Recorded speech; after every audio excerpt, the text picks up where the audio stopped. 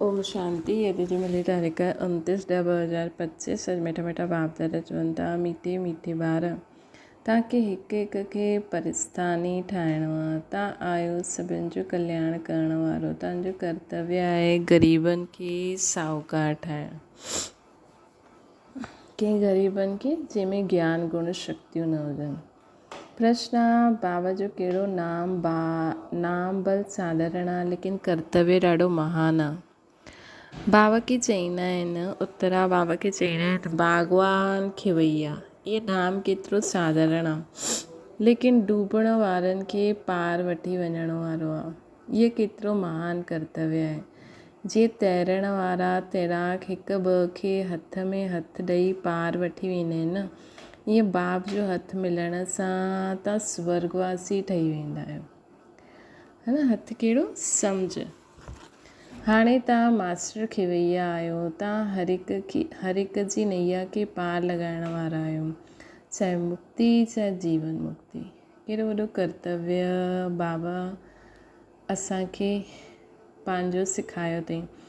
ओम शांति। यादि में त ॿार वेंदा हूंदा। पंहिंजे खे आत्मा सम्झणु आहे, पंहिंजे खे आत्मा सम्झणो आहे, देह बि आहे। ईअं न की बिग़ैर देह वेठा आहियूं, परंतु बाप चईंदा आहिनि देह अभिमान छॾे देही अभिमानी थी करे वियो। मतिलबु कि देह में हूंदे हुए मां आत्मा आहियां, हीअं सम्झी करे वियो। देही अभिमानी आहिनि शुद्ध, देह अभिमान आहे अशुद्ध। तव्हां ॼाणंदा आहियो देही अभिमानी ठहिण सां असां शुद्ध पवित्र ठही वेंदासीं, ठहूं था। देह अभिमान ठहिण सां अशुद्ध अपवित्र थी विया आहियूं, है न। पुकारदा बि आहिनि न, हे पतित पावन अचो। पावन दुनिया हुई, हाणे पतित आहे, पोइ वरी खां पावन दुनिया ज़रूरु हूंदी। सृष्टि जो चक्कर फिरंदो आहे न। जो हिन सृष्टि चक्कर खे ॼाणंदा आहिनि उनखे चइबो आहे सुदर्शन चक्रधारी। तव्हां हर हिकु सुदर्शन चक्रधारी आहियो न। जो बि इहे ॼाणंदा आहिनि कि असां आत्मा की हिन सृष्टि ते पहिरियों सतयुग त्रेता द्वापर कलयुग हीअं सृष्टि ते अलॻि अलॻि युग चक्कर काटंदा आहिनि। असां हीअं पाठ वॼाए आया आहियूं, उहे आहिनि सुदर्शन चक्रधारी। स्व आत्मा खे सृष्टि चक्कर जो ज्ञान मिलो। ज्ञान कंहिंखे ॾिनो? ज्ञान कंहिं ॾिनो? ज़रूरु उहो बि सुदर्शन चक्रधारी हूंदो। सिवाय बाप जे ॿियो कोई मनुष्य सिखलाए न सघे। बाप सुप्रीम रूह ई ॿारनि खे सिखलाईंदा आहिनि। चईंदा आहिनि ॿार तव्हां देही अभिमानी थी करे वियो। सत्युग में इहे ज्ञान अथवा शिक्षा ॾियण जी दरकार ई न हूंदी, न हुते भक्ति आहे। ज्ञान सां वरसो मिलंदो आहे। बाबा श्रीमत ॾींदा आहिनि ईअं तव्हां श्रेष्ठ ठहींदा आहियो। ज्ञान सां असांखे वरसो मिलंदो आहे। बाबा जी श्रीमत ते तव्हां श्रेष्ठ ठहींदा आहियो।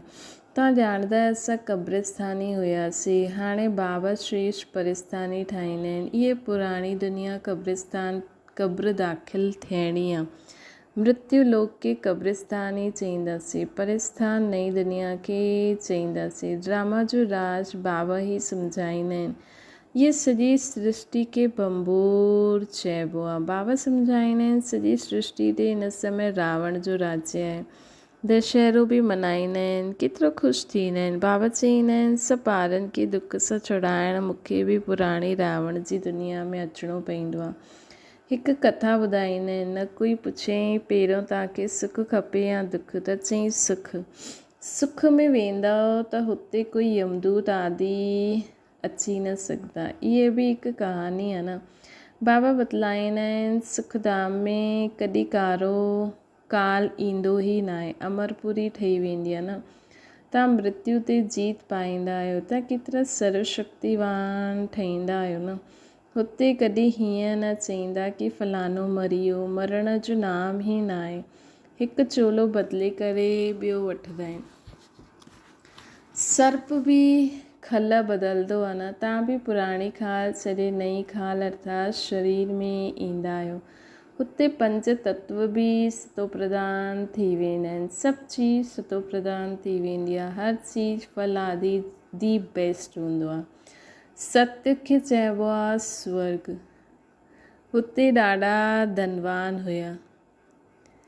इन जहिड़ो सुखी विश्व जो मालिक कोई थी न सघे।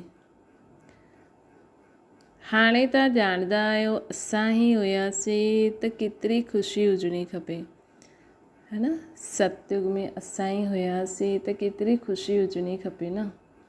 हिक हिक खे परिस्थानी ठाहिणो आहे, ॾाढनि जो कल्याण करिणो आहे न। तव्हां ॾाढनि साहूकार ठाहींदा आहियो, उहे सभु ग़रीब आहिनि। जेसि ताईं तव्हां सां हथ में हथ न मिले तेसि ताईं स्वर्गवासी ठही न सघो। बाबा जो हथ त सभिनि खे न मिलंदो आहे न, बाबा जो हथ मिलंदो आहे तव्हांखे, मतिलबु सम्झ, हथ मतिलबु सम्झ, है न। बाबा जी ॻाल्हियूं असां सम्झी सघंदा आहियूं। असांजी बुद्धि बाबा एॾी शुद्ध ठाती अथई, विशाल ठाती अथई कि बाबा जी ॻाल्हियूं असां सम्झी सघंदा आहियूं। तव्हांजो हथ पोइ ॿियनि खे मिलंदो आहे। जीअं सम्झो, है न, सभु माण्हुनि खे न गिहु मखण हज़म न थींदो आहे, त उहा न गिह सां जो चीजूं थींदियूं हूंदियूं, मखण सां जो चीजूं ठहींदियूं हूंदियूं न, उहो खाईंदा हूंदा, उहो उन्हनि खे हज़म थींदो, है न। डायरेक्ट गिहु मखन खीर माण्हुनि खे हज़म न थींदो आहे कंहिंखे। त ईअं ई डायरेक्ट बाबा जो जेको ज्ञान आहे न, उहो हर हिक खे हज़म न थींदो। हुन में कंहिंखे मिलावट करे या ॿिए तरीक़े सां सम्झाइणो पवंदो आहे। त तव्हांखे बाप जो हथ मिलियो आहे, तव्हांजो हथ पोइ मिलंदो आहे ॿियनि खे पोइ मिलंदो, ॿियनि खां पोइ मिलंदो ॿियनि खे। जीअं कोई तैरण वारा हूंदा आहिनि त हिक हिक खे हुन पार वठी वेंदा आहिनि। तव्हां बि मास्टर खिवैया आहियो, अनेक खिवैया ठही विया आहिनि। तव्हांजो धंधो ई इहो आहे, असां हर हिक जी नैया पार लॻाइण जो रास्तो ॿुधायूं। तव्हांजो धंधो इहो आहे, हर हिक जी नैया पार लॻाइण जो रास्तो ॿुधायूं। खिवैया जा ॿार खिवैया ठहिया आहिनि न। नाम केतिरो हल्को आहे, भगवान खिवैया। हाणे प्रैक्टिकल में तव्हां ॾिसंदा आहियो, तव्हां परिस्थान जी स्थापना करो था, ॿियनि जो यादगार ॿियो तव्हांजो यादगार साम्हूं खड़ो आहे।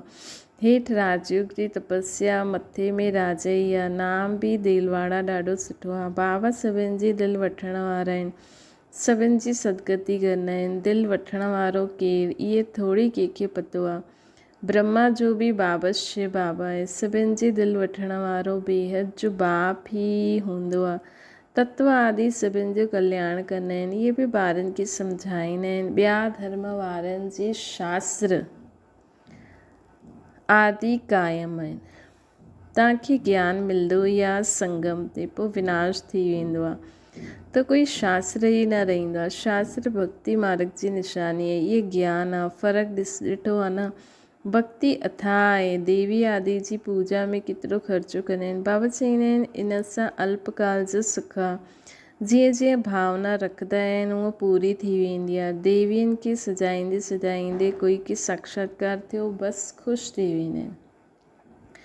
फ़ाइदो त कुझु न थींदो आहे न। मीरा जो बि नाम ॻायल आहे, भगत माला आहे न। फीमेल में मीरा, मेल्स में नारद शिरोमणी भगत खे मञंदा आहिनि।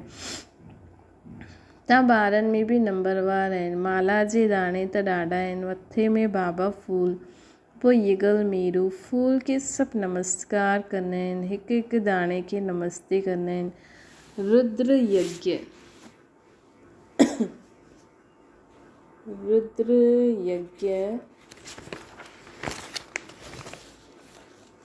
रचंदा आहिनि त उन में बि जास्ती पूजा शिव जी कंदा आहिनि।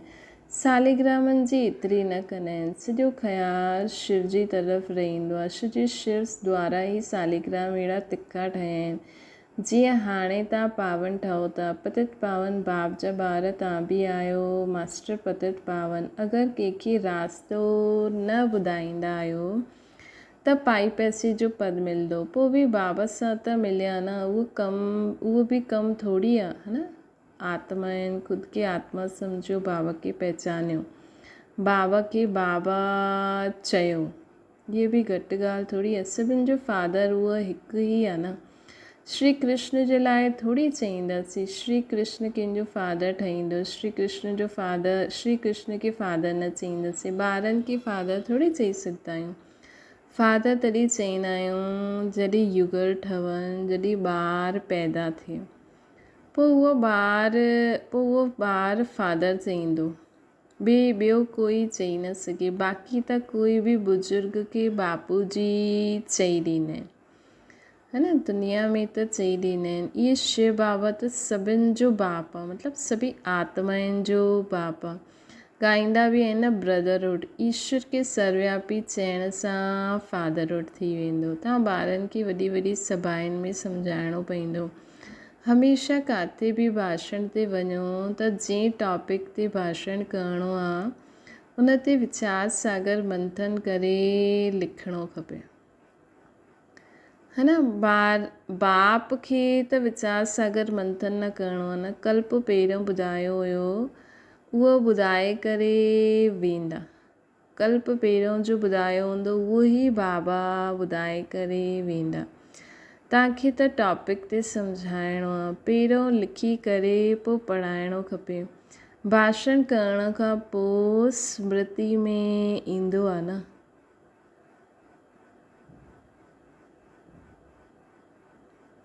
भाषण करण खां पोइ स्मृति में ईंदो आहे।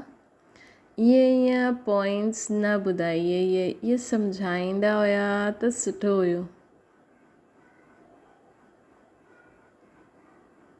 इहे सम्झाईंदा हुया, इहे सम्झायूं हा त सुठो हुजे हा। ईअं ॾाढा आहिनि, कोई न कोई पॉइंट्स भुली वेंदा आहिनि। पहिरियों त चइणो खपे, भाउ भेण आत्म अभिमानी थी करे वियो। इहे त कॾहिं भुलिजणो न खपे। ईअं कोई समाचार लिखंदा न आहिनि। पहिरियों सभिनि खे चइणो आहे आत्म अभिमानी थी करे वियो। तव्हां आत्मा अविनाशी आहियो। हाणे बाबा अची करे ज्ञान ॾियनि था।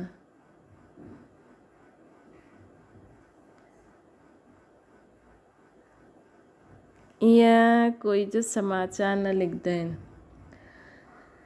कि असां उन्हनि खे हीअं ॿुधायो, आत्म अभिमानी थी करे विया, बाबा चयो। पहिरियों सभिनि खे चइणो आहे आत्म अभिमानी थी करे वियो। तव्हां आत्मा अविनाशी आहियो, है न, तव्हां आत्मा अविनाशी आहियो। हाणे बाबा अची करे ज्ञान ॾींदा आहिनि। बाबा चईंदा आहिनि मूंखे यादि करण सां विक्रम विनाश थींदा। कोई बि देहदारी खे यादि न करो, पंहिंजे खे आत्मा सम्झो। असां हुतां जा रहण वारा आहियूं। असांजो बाबा कल्याणकारी शिव आहे। असां आत्मा आहियूं, उन्हनि जा ॿार आहियूं। बाबा चईंदा आहिनि आत्म अभिमानी ठहो।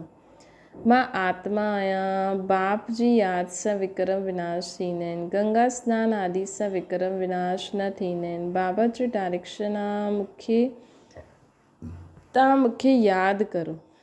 उहे माण्हू गीता पढ़ंदा आहिनि, यदा यदा धर्मस्य चईंदा आहिनि, परंतु अर्थ कुझु न ॼाणंदा आहिनि। त बाबा सर्विस जी राय ॾींदा आहिनि। शिव बाबा चईंदा आहिनि पंहिंजे खे आत्मा समझ, शिव बाबा खे यादि करो।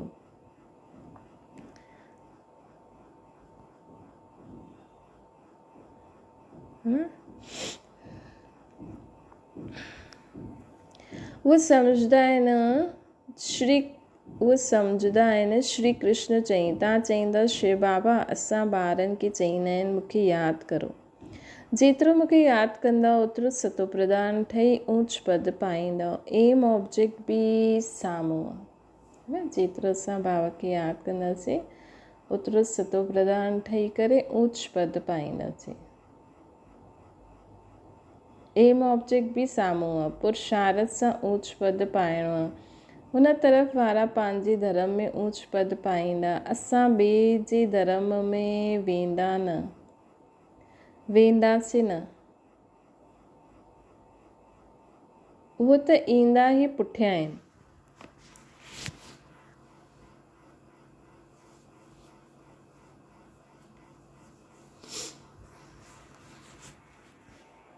उहे त ईंदा ई पुठियां आहिनि।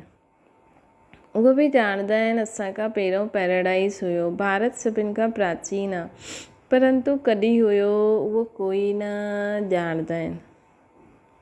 उन्हनि खे भॻवानु भगवती बि चईंदा आहिनि। उहा जेका ॿिया धर्म वारा ईंदा न उहे ॼाणंदा आहिनि कि पहिरियों पैराडाइज़ हुयो, उहो भॻवानु भगवती चईंदा आहिनि लक्ष्मी नारायण खे। परंतु बाबा चईंदा आहिनि भॻवानु भगवती चइणो न खपे। कल्ह बाबा चई न भॻवानु भगवती चईंदासीं त प्रजा बि त आहे, इन करे देवी देवता चईंदा आहिनि। भॻवानु त हिकु मां ई आहियां, असां ब्राह्मण आहियूं। बाबा खे त ब्राह्मण न चईंदासीं न, उहो ऊच ते ऊच भॻवानु आहे। उन्हनि जो शरीर जो नाम न आहे। ॾिसो जीअं बाबा इहे ब्रह्मा बाबा था चवनि, है न। हिन साकार मुरली में कॾहिं शिव बाबा चईंदा आहिनि, कॾहिं ब्रह्मा बाबा चईंदा आहिनि। त भॻवानु त हिकु मां ई आहियां, इहे शिव बाबा था चवनि।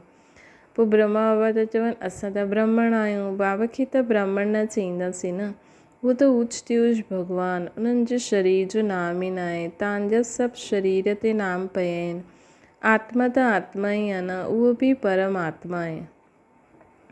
हुन आत्मा जो नाम शिव आहे। उहो निराकार आहे, न सूक्ष्म न स्थूल शरीर आहे। ईअं न कि हुननि जो आकार न आहे। जंहिंजो नाम आहे आकार बि ज़रूरु हूंदो आहे न। नाम रूप बग़ैर कोई चीज़ थोरी हूंदी आहे। परमात्मा बाप जो नाम रूप सां न्यारो चइणु केतिरो वॾो अज्ञान आहे। बाप बि नाम रूप सां न्यारो आहे, ॿार बि नाम रूप सां न्यारा, त पोइ कोई सृष्टि न थी न, है न। तव्हां हाणे सुठी रीति सम्झाए सघंदा आहियो। गुरू माण्हू पिछाड़ी में सम्झंदा। हाणे त उन्हनि जी बादशाही आहे। हर हिक खे पंहिंजो सुख जो समय त बिताइणो ई आहे। जॾहिं सुख पूरो थींदो, पाप जो घड़ो वधंदो त पाण ई अची वेंदा। हाणे तव्हां डबल अहिंसक ठहींदा आहियो। अहिंसा परमो देवी देवता धर्म डबल अहिंसक ॻाल्हि आहे न। कंहिंखे हथु लॻाइणु, दुख ॾियणु, उहो बि हिंसा थी वई। बाबा रोज़ रोज़ सम्झाईंदा आहिनि मनसा वाचा कर्मणा, कंहिंखे दुख न ॾियणो आहे। मनसा में ईंदो ज़रूरु, है न। सत्युग में मनसा में बि न ईंदो। हुते त मनसा वाचा कर्मणा में ईंदो आहे। हिते ये अक्षर तव्हां हुते ॿुधंदव बि न हुते कोई सत्संग आदि हूंदा। सत्संग हूंदा ई आहिनि सत द्वारा सत ठहिण जे लाइ। सत्य त हिकु बाबा ई आहे। बाबा बि नर सां नारायण ठहिण जी कथा ॿुधाईंदा आहिनि, जंहिंसां तव्हां नारायण ठही वेंदा आहियो। जंहिंसां असां नर सां नारायण, नारी सां लक्ष्मी थी वेंदा आहियूं। पोइ भक्ति मार्ग में सत्यनारायण जी कथा वॾे प्यार सां ॿुधंदा आहिनि। तव्हांजो यादगार दिलवाड़ो मंदरु ॾिसो कीअं सुठो आहे। ज़रूरु संगम युग ते दिलि वती हूंदी न बाबा। आदि देव ऐं देवी ॿार वेठा आहिनि, इहे रियल यादगार आहे। आदि देव ऐं देवी ॿार वेठा आहिनि ऐं ॿार वेठा आहिनि। आदि देव ब्रह्मा बाबा, आदि देवी मम्मा ऐं असां सभु हुननि जा ॿार ऐं शिव बाबा असांजो ॾाॾा। इहे रियल यादगार आहे उन्हनि जी। हिते छोजी हुते दिलवाड़ा मंदर में शिव ऐं ब्राह्मणनि खे गुम करे छॾियो अथनि न। तपस्या रूप ॾेखारियो आहे, शिव बाबा खे गुम करे छॾियो आहे। त बाबा चवनि था ये रियल यादगार आहे। हुनजी हिस्ट्री जोग्राफी कोई ॼाणंदा न आहिनि सवाइ तव्हांजो ही यादगार आहे न। इहे बि वंडर आहे। लक्ष्मी नारायण जे मंदर में वेंदा त तव्हां चईंदव इहे असां ठहियूं था।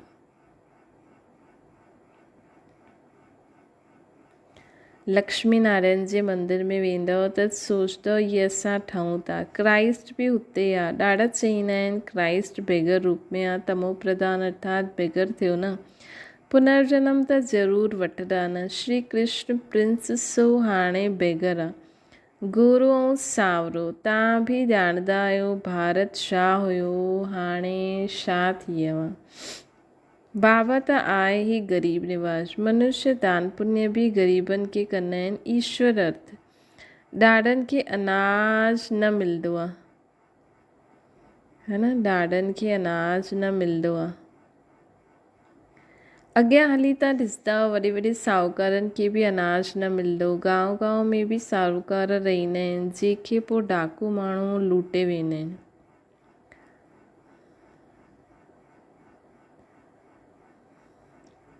मर्तबे में फ़र्क़ु त रहंदो ई आहे न। बाबा चवंदा आहिनि पुरुषार्थ अहिड़ो करो जो नंबर 1 में अचो। टीचर जो कमु आहे सावधान करणु, पास विद ऑनर्स थियणु। इहा टीचर जो कमु आहे सावधान करणु, पास विद ऑनर्स थियणो आहे। त बाबा टीचर असांखे सावधान था करनि कि हाणे पुरुषार्थ करो। इहा बेहद जी पाठशाला आहे। इहा आहे राज जी स्थापना करण लाइ राजयोग। पोइ बि पुराणी दुनिया जो विनाश थियणो आहे, न त राजा ई किथे कंदा, है न। दुनिया की साफ़ सफ़ाई त करणी आहे। इहे त आहे ई पतित धर्मी। मनुष्य चवंदा आहिनि गंगा पतित पावनी आहे। बाबा चवंदा आहिनि हिन समय 5 तत्व सभु तमो प्रधान पतित आहिनि। सॼो गंद किचिरो आदि हुते वञी पवंदो आहे। मछलियूं आदि बि उन में रहंदियूं आहिनि। पाणी जी बि हिकु जीअं दुनिया आहे। जीअं जंगल में रहंदा आहिनि न जानवर, त उहो उन्हनि जे लाइ उहो जानवरनि जी दुनिया आहे। जीअं पाणी में बि जो जानवर रहंदा आहिनि त उन्हनि जे लाइ उहा दुनिया आहे। पाणी में जीव केतिरा रहंदा आहिनि। वॾा वॾा सागर में बि केतिरो भोजन मिलंदो आहे। त गांव थी वियो न। गांव खे पोइ पतित पावन कीअं चईंदासीं। बाबा सम्झाईंदा आहिनि मिठे मिठे ॿार, बाबा सम्झाईंदा आहिनि मिठा मिठा ॿार,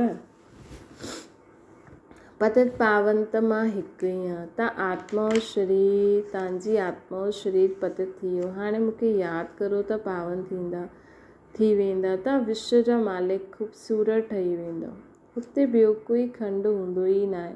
भारत जो ई ऑल राउंडर पार्ट आहे। भारत ई पावन, भारत ई पतित खंड ठहींदो आहे, है न। बाबा चवंदा आहिनि न ॿिया खंड एतिरो पतित न ठहींदा आहिनि। मतिलबु उहो त पंहिंजे धर्मनि जे हिसाब सां हलनि था, लेकिन भारत जी जो बि पावनपनो हुयो हाणे हुन जे हिसाब सां त भारत पतित थी वियो न।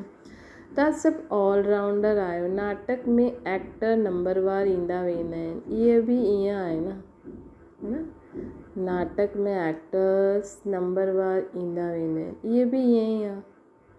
हिन भारत ते हिन दुनिया में बि जो नाटक ईंदो आहे, पहिरियों हुन में देवी देवता एक्टर्स ईंदा आहिनि, पोइ क्षत्रिय एक्टर्स ईंदा आहिनि, पोइ वैश्य एक्टर्स ईंदा आहिनि, पोइ शूद्र एक्टर्स ईंदा आहिनि, है न। जीअं मूवी में बि भले जो पहिरियों ईंदा आहिनि त उहे रहंदा आहिनि न एंड ताईं, त हिते बि एंड ताईं त सभई रहंदा।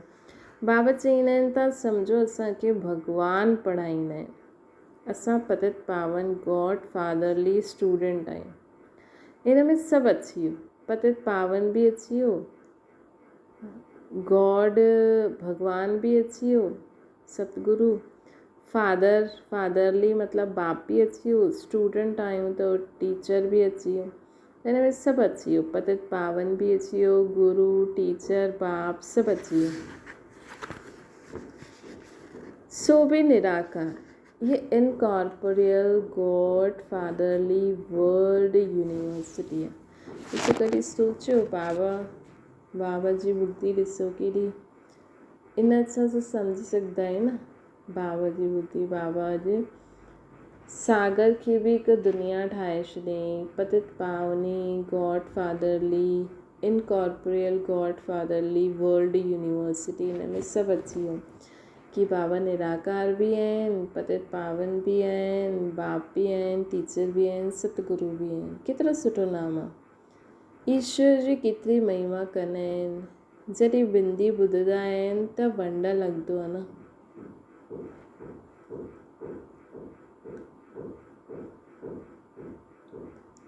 ईश्वर जी केतिरी महिमा कंदा आहिनि। ॿियो छा, ऐं चीज छा आहे, बिंदी आहे।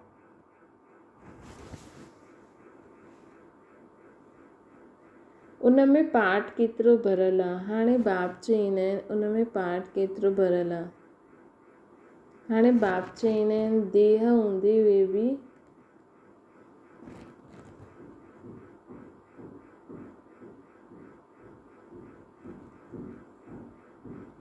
हाणे बाप चईंदा आहिनि देह हूंदे हुए बि गृहस्थ व्यवहार में रहंदे हुए मामेकम यादि करो।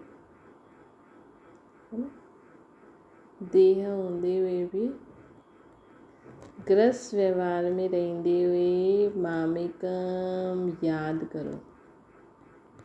भक्ति मार्ग में जो नौदा भक्ति कंदा आहिनि न उनखे चइबो आहे सितो प्रधान नौदा भक्ति। केतिरी तेज भक्ति हूंदी आहे। हाणे पोइ हुन तेज रफ़्तार सां भाव खे यथार्थ रीति यादि करो। तेज यादि करण वारनि जो ई ऊच नाम हूंदो आहे। विजयमाला जो दाणो ठाहींदा आहिनि। अच्छा मीठी मीठी सिकिल ते ॿारनि प्रति माता पिता बाप दादा जो यादि प्यार और गुड मॉर्निंग। रूहानी बाप जी सभिनि रूहानी ॿारनि खे नमस्ते। असांजी बि रूहानी माता पिता बाप दादा खे यादि प्यार गुड मॉर्निंग ऐं नमस्ते। धारणा जे लाइ मुख्य सां नर सां नारायण थियण लाइ रोज़ सत्य बाप द्वारा ॿुधणो आहे, सत्संग करिणो आहे, कॾहिं मनसा वाचा करणा, कंहिंखे दुख न ॾियणो आहे। ॿियो आहे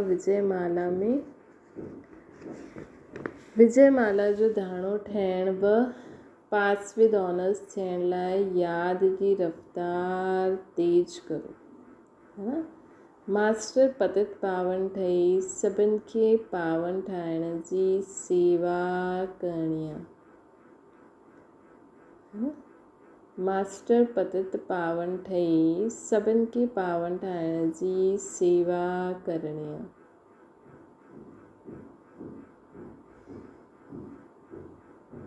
पावन ठाहिण जी सेवा करणी आहे। वरदान परमात्म यादि जी गोद में समाइण वारा संगम युगी श्रेष्ठ भाग्यवान आत्मा ठहूं। संगम युग सतयुगी स्वर्ग खां बि श्रेष्ठ आहे। श्री हाणे जो गायन आहे अप्राप्त न कोई वस्तु ब्रह्मणनि जे संसार में, है न। हाणे भले ई तव्हां चओ सत्युग में बि हूंदो, लेकिन सत्युग में बाबा त न हूंदा, है न। हिते त बाबा आहिनि, त हिते त असांखे कोई अप्राप्ति आहे न। हिकु बाप मिलियो त सभु कुझु मिलियो। हाणे तव्हां ॿार अतीन्द्रिय सुख जे झूले में झूलंदा आहियो, कॾहिं ख़ुशी, कॾहिं शांति, कॾहिं ज्ञान, कॾहिं आनंद, कॾहिं परमात्मा गोद जे झूले में झूलंदा आहियो। परमात्मा गोदी आहे यादि जी लवली नवस्था। ये गोद सेकंड में अनेक जन्मनि जे दुख दर्द भुलाए छॾंदी आहे। त हिन श्रेष्ठ संस्कार खे सदा स्मृति में रख भाग्यवान आत्मा ठह। त हिन श्रेष्ठ संस्कार खे कि असां कॾहिं बि किथे बि जो बि चाहियूं अनुभव करे सघंदा आहियूं। स्मृति में रख भाग्यवान आत्मा ठह। स्लोगन आहे अहिड़ा सपूत ठहो जो बाबा तव्हांजा गीत ॻाइनि, तव्हां बाबा जा गीत ॻायो, है न। बाबा बि असांजा गीत ॻाईंदा आहिनि। अव्यक्त इशारो पहिरियों स्वयं ते योग जो प्रयोग करे ॾिसो। हर मास व हर 15 ॾींहंनि जे लाइ कोई न कोई विशेष गुण व कोई न कोई विशेष शक्ति जो स्व जे प्रति प्रयोग करे ॾिसो। श्री संगठन में व संबंध संपर्क में पेपर त ईंदा ई आहिनि, है न। त पहिरियों पंहिंजे मथां प्रयोग करे चेक करो। कोई बि पेपर अचे त कंहिं गुण व शक्ति जो प्रयोग करण सां केतिरो समय सफलता मिली, है न। संगठन में जॾहिं बि कमु कंदा आहियो, संबंध संपर्क में ईंदा आहियो त कोई न कोई गुण और शक्ति खे कार्य में लॻायो। पोइ ॾिसो हिन सां केतिरी सफलता मिली। जॾहिं स्व जे प्रति सफल थींदा तॾहिं ॿियनि जे प्रति बि प्रयोग करण जो उमंग उत्साह स्वतः ई वधंदो वेंदो, है न। जॾहिं दवाई असांखे असरु कंदी तॾहिं त असां ॿियनि खे ॿुधाईंदासीं न। अच्छा ओम शांति। बाबा खे यादि करो।